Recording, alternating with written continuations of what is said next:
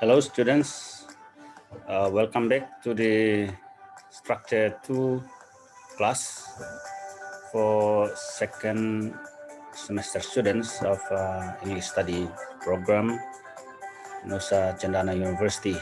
Today is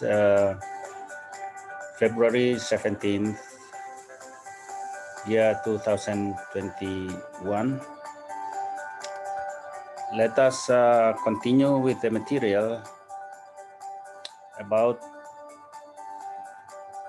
compound complex sentence. We are still talking about the fourth type of simple sentences.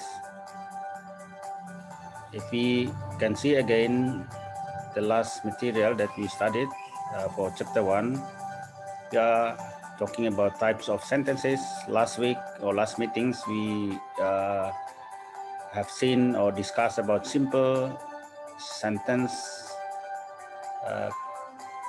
statement, question, request, and then we talked about compound sentences, punctuation alone, punctuation and conjunctive adverb, coordinative conjunction, and then we talked about complex sentence. Then the last one was about compound complex sentence, and that is where we stopped last week on February 10th, 2021. Then let us now see explanation of compound complex sentence. Here is the explanation. It is said that compound complex sentence contains two or more independent clauses. Two or more independent clauses. Independent clauses, and then one or more dependent clauses. Okay, let us see examples.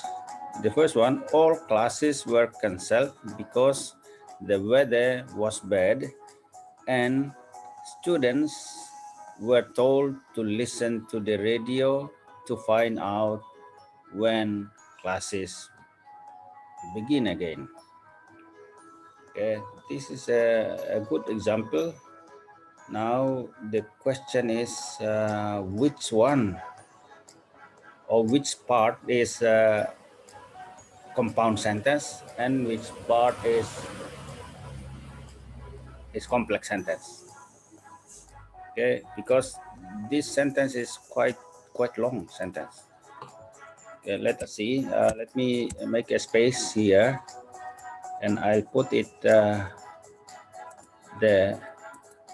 on the left. Yeah, let me move it there to start on the left side of the paper or the page. Yeah, like that. And it should continue up there. So once again, all classes were cancelled because the weather was bad and students were told to listen to the radio to find out when classes begin again. Now, which one is the complex sentence and which one is compound sentence? Complex, yeah. Compound. Let us begin with the compound sentence. If you remember again what we mean by compound sentences, or compound sentence, this one. Compound sentence contains two or more sentences joined into one. Okay, like this sentence. This sentence contains two dependent sentences, independent sentences actually, sentences that can stand alone, that have meanings by themselves, but they are combined because they are closely related or connected to one another. The weather was very bad. Actually, we can stop there. Okay, and the sentence is already meaningful, complete by itself. And the second part also can be just written alone, and it has a complete idea by itself when we say all classes were cancelled. Okay, it's already complete, but because they are closely connected or related to one another, then we can choose to combine them to be one sentence, separated by punctuation alone like this, or connected or joined by or using punctuation and conjunctive adverb like this, or we can use so and or but yet as coordinate conjunction in this case. So these are the examples of compound sentence. Then complex sentence is, as we studied last week, we see that this sentence contains one main clause and then one dependent clause or a clause that cannot stand alone because it has this one, yeah, adverb because. Okay, it starts with because the weather was bad. Okay, that's why it cannot it doesn't have a complete idea by itself because of the existence of this word. Okay, then what if these two types of sentences are combined to be one sentence? What if they are combined? In the fourth type of sentence, compound complex sentence. Okay, and then we have this long sentence. Okay, now if we can identify this sentence into complex or compound and complex, we can start from the beginning. Let us look at this part of the sentence. All classes were cancelled because the weather was bad. Let me give different color for this one. Okay, like this. Okay, this is the first complex sentence, having this main clause and then having this sub clause, adverbial clause with the word with the phrase or clause because the weather was bad. And then we have another part of the sentence, and students were told to listen to the radio to find out when classes would begin again. Okay. And students, when we have the word and, this is a coordinate conjunction.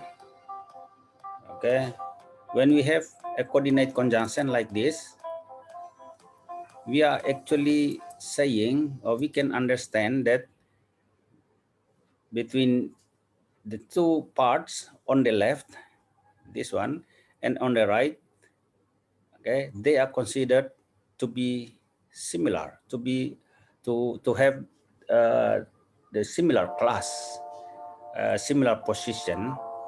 That is why they are connected with and. If they are not the same, then they will not be connected with and. Okay, karena dianggap setara antara yang kiri dan yang kanan, maka dihubungkan dengan and. Oke, maka inilah yang disebut dengan compound sentence. Jadi sebenarnya dua bagian ini digabung menggunakan and. Okay, in this case, this part and this part are considered to be similar position, similar position. That's why they are connected with and. karena sama, dianggap setara. Okay. Because the second sentence starts with students were told to listen to the radio to find out when classes would begin. Okay, then let us see the second part. Okay, so we have seen first the complex sentence. This is the complex sentence, and then we have seen which one is the compound sentence. Mana saja yang disebut compound sentence. Compound sentence itu dua bagian, dua kalimat yang sebenarnya bisa berdiri sendiri, this one and this one, yang dihubungkan dengan and, comma, and. Okay. Nah, bagaimana how to analyze the second part of the sentence, of the long sentence? Okay. Students were told to listen to the radio, okay, to find out, dua kata kerja di sini. Students were told to listen to the radio to find out. This part also contains or consists of complex sentence like the first one. Okay. Why is it called complex sentence? Because it has main clause. Yeah, starting from there, if I can also give a different color for that, like this, that is the main clause. And then what to find out? Okay, what to find out? Students have to find out when classes would begin again. Okay, this is the second part of the complex sentence. Complex sentence. Let me give a different color again. Maybe I can use this color, green color. Okay, so we have seen that the second part of the sentence is actually a complex sentence, and we also can identify the subclause of the second part of the sentence. In this case, when classes would begin again. Now the question is, what type of subclause is this one, starting from when classes would begin again? Anyone knows? Okay, I'm sure that one or two or maybe more students are able to answer correctly. They should be able to answer correctly. That this one, this clause or subclause is objective clause. Okay. Sorry, not objective. It functions as object in this case, but I mean noun clause. Noun clause. Why is it called noun clause? Because it takes the position of object. Okay, so because anything that takes a position or takes the position of object must be a noun. Okay, that's why when classes would begin again is something that students have to find out. Okay, jadi ini menempati posisi objek ya, yang merupakan sesuatu yang harus dicari tahu oleh mahasiswa. Kalau kita bilang apa yang harus mereka harus cari tahu, students were told to listen to the radio to find out apa. Nah, kalau sudah pertanyaannya apa, berarti ini pasti benda.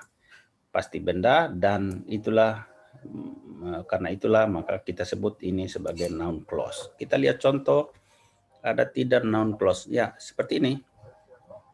Seperti yang ini nih, yang bagian C di atas. Noun clause itu I can't understand why you did such a thing. Oke. Ini kita sebut sebagai noun clause. Kenapa? Karena dia menempati posisi objek. Menempati posisi objek dari kata understand, can't understand. I cannot understand apa yang Anda tidak mengerti atau apa yang saya tidak mengerti, ya yang saya tidak mengerti adalah mengapa Anda melakukan hal seperti ini, why you did such a thing. Oke, ini sama. Jadi kita sudah dapatkan bahwa dua kalimat ini, kalimat panjang ini sebenarnya terdiri dari dua compound sentence, yang kiri ini dan yang kanan yang dihubungkan dengan and, dan masing-masingnya adalah complex sentence yang terdiri dari main clause dan subclause, dan ini main clause dan subclause. Oke, done. Itulah contoh compound complex sentence. Dua-duanya digabung. Oke, kalau ini masing-masing, ini digabung menjadi satu, compound dan complex sentence. Okay, now let's go on. What about the coordination within sentences with and or but? And or but. Okay, coordination menggunakan coordinate conjunction ini.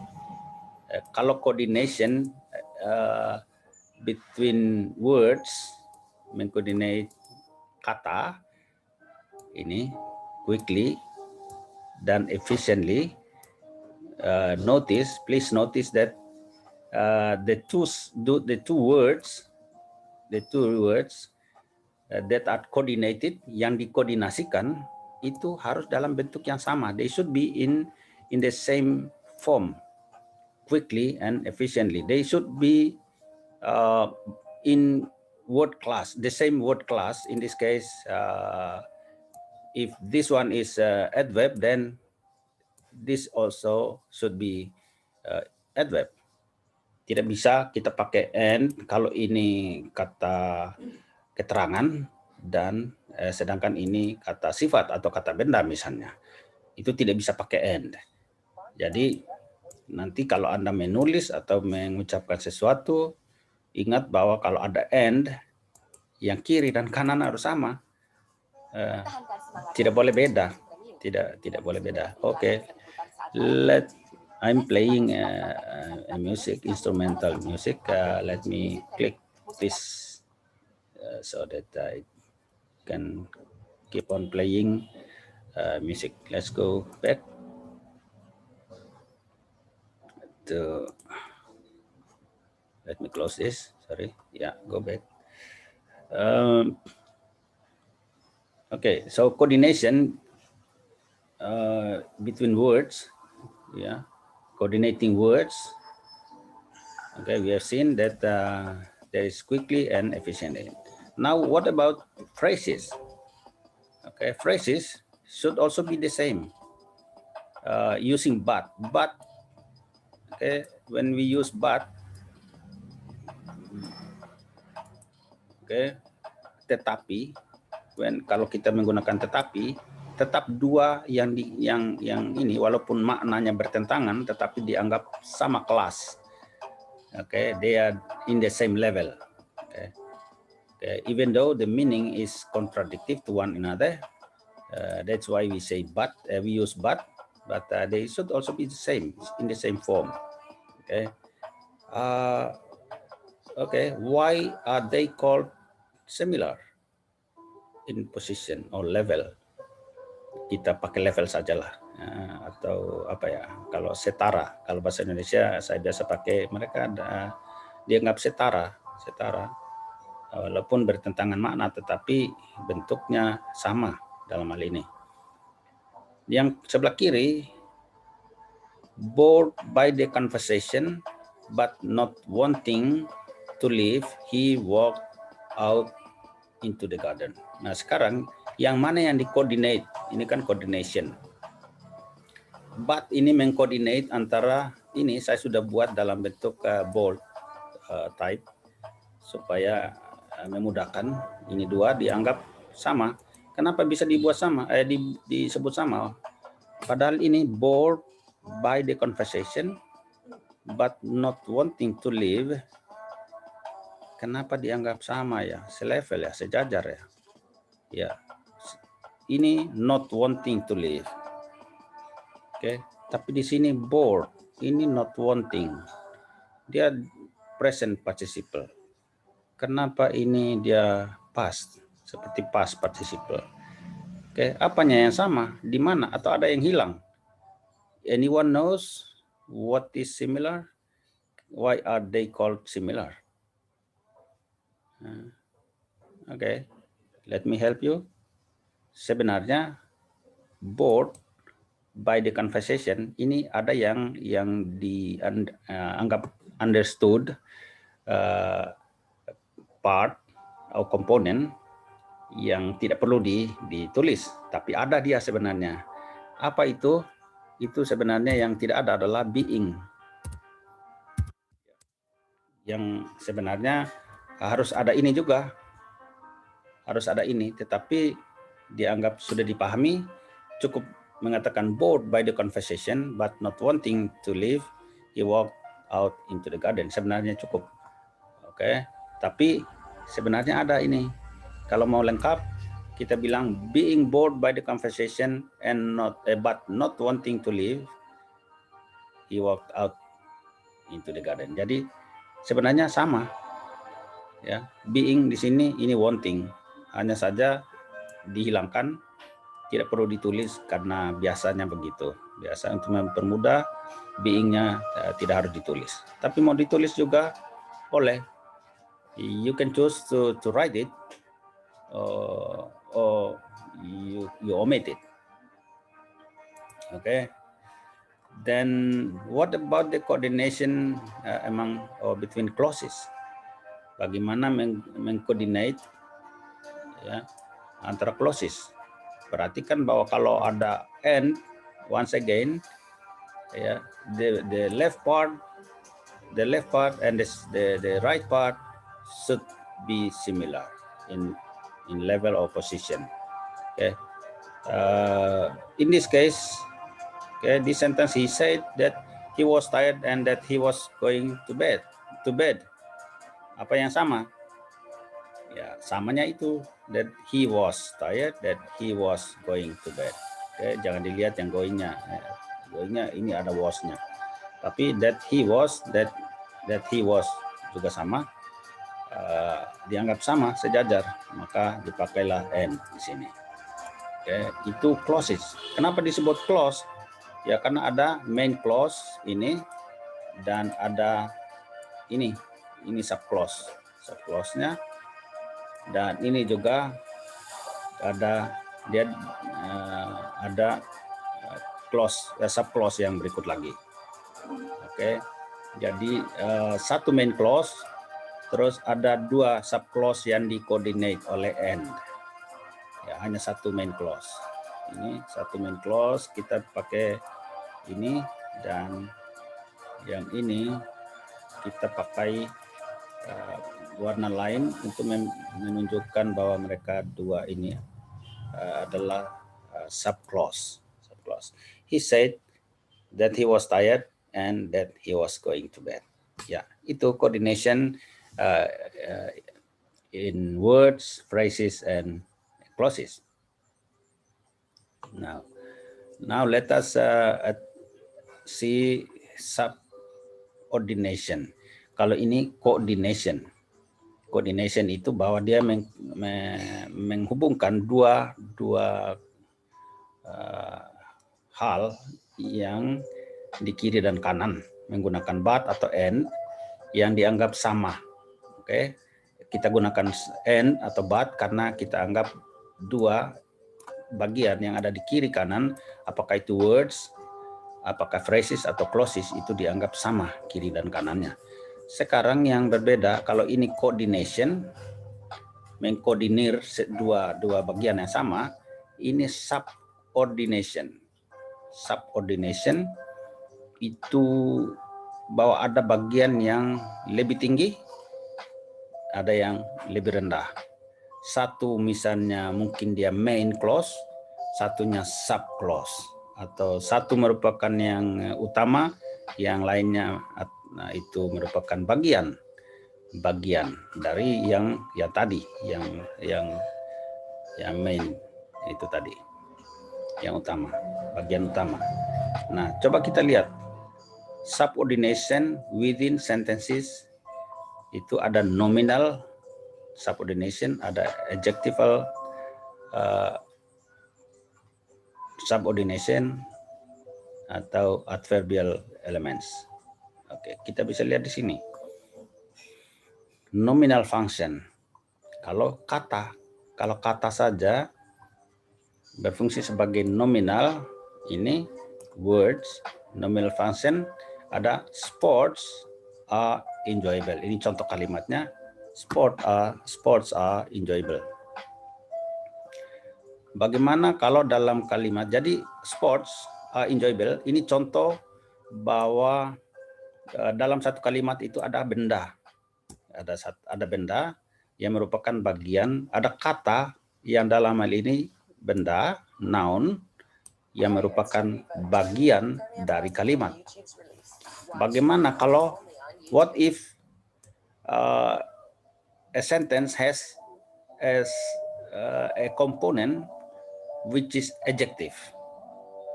Ini functioning as adjective or adjectival function. In this case, the sentence says she bought an expensive lamp. Expensive is taken as sub component or one component of the sentence, which is an adjective in this case. Oke, bagian dalam kalimat ini, dan ini kata sebagai adjective, berfungsi sebagai adjective yang menjelaskan tentang lamp, expensive lamp, atau lampu yang mahal. Oke, bagaimana kalau bagian dari kalimat itu ada kata keterangan atau adverb? Contoh di kalimat ini, he came unwillingly. Ya, cukup satu kata dia, karena ini pengelompokannya ini kata. He came unwillingly, meaning he came, but actually he is not willing. He was not willing actually, but maybe because he thought it's no good if I don't go, or if I don't come. Okay, maybe even though I don't like to go, but okay, I must go because maybe it will make someone or other people happy if I go.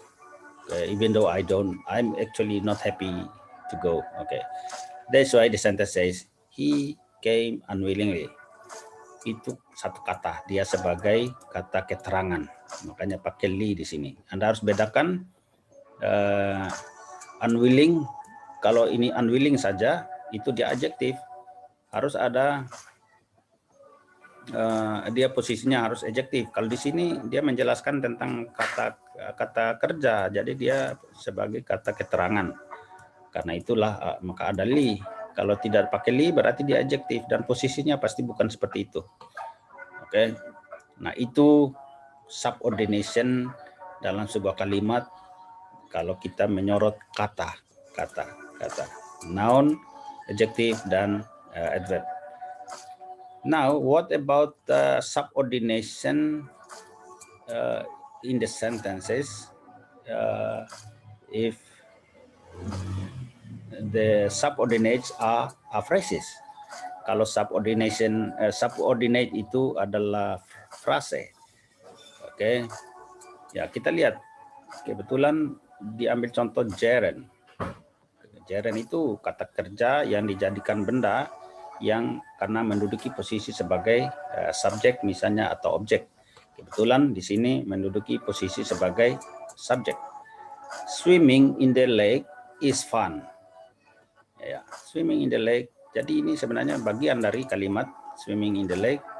Ini merupakan bagian dari sebuah kalimat yang utuh, yaitu swimming in the lake is fun, menyenangkan, sesuatu yang menyenangkan, dan dia gerund, swimming in the lake.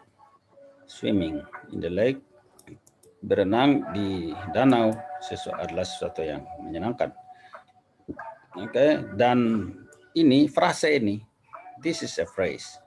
Itu bukan kata. Kalau kata ya sports saja. sports, satu kata. Kalau ini frase. Kenapa frase? Ya karena ada swimming, terus ada in the lake, ada kata yang sudah menjadi kata benda ini, yang dari kata to swim, dan yang sudah dibendakan, dan ada in the lake, itu ada in the lake, ada preposition, terus ada nama tempat.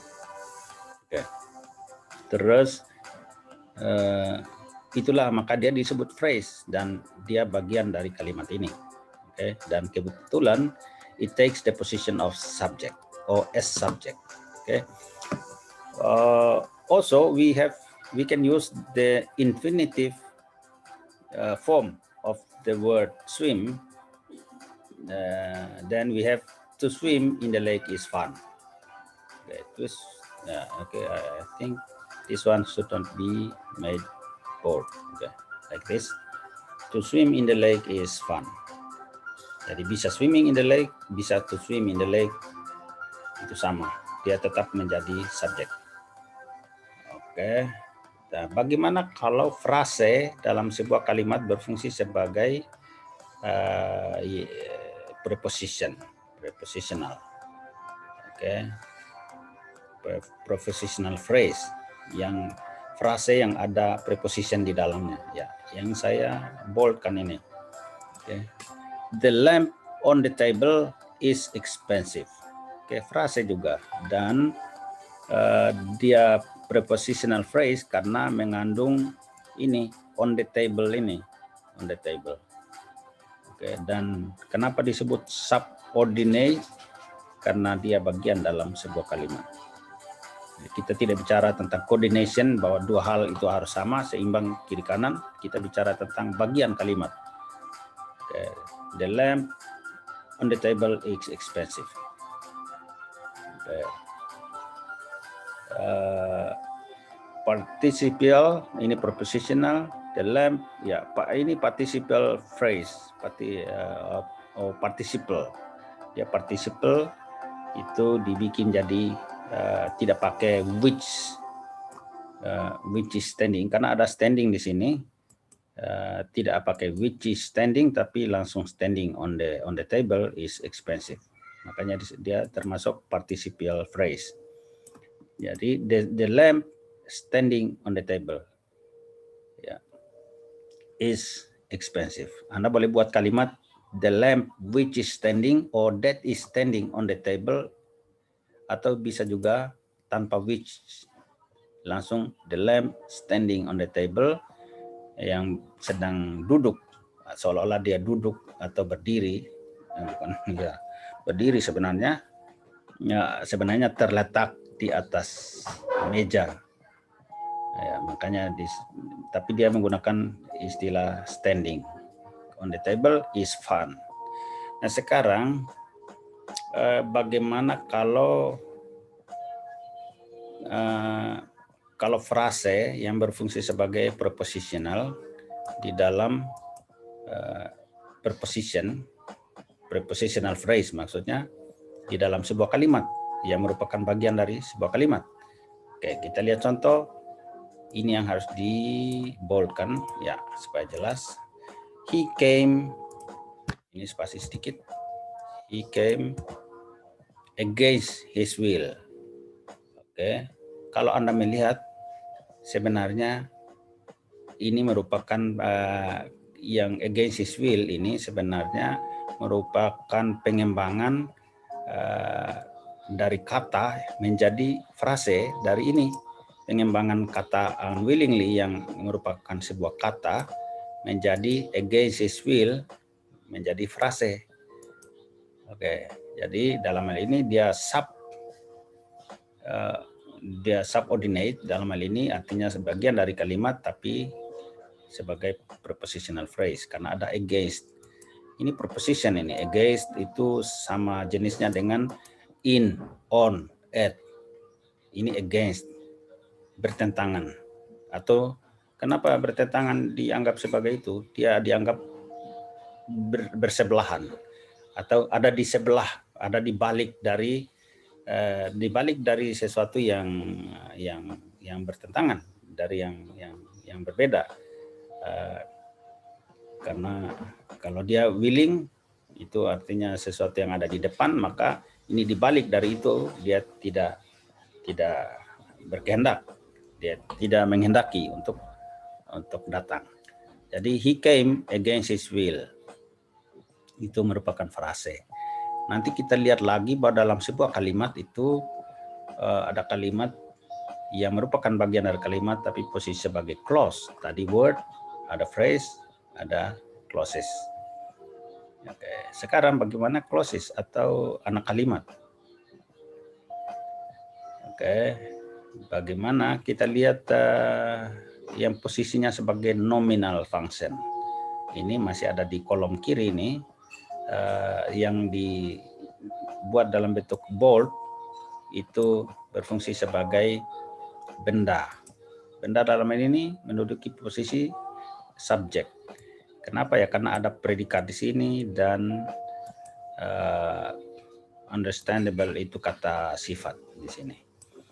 Oke, kita lihat kalimatnya. That he should enjoy sports is understandable. Oke, jadi ini sebagai nominal function, dia clause.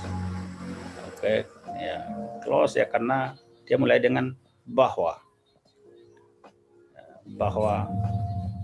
dia harus menikmati olahraga itu sangat dipahami atau ya bisa dipahami. Oke, itu clause. Nominal clause, noun clause. Noun clause. Bagaimana kalau dia adjective clause? Oke, adjective clause itu ini clause yang ada di sini mengandung ini yang seperti ini.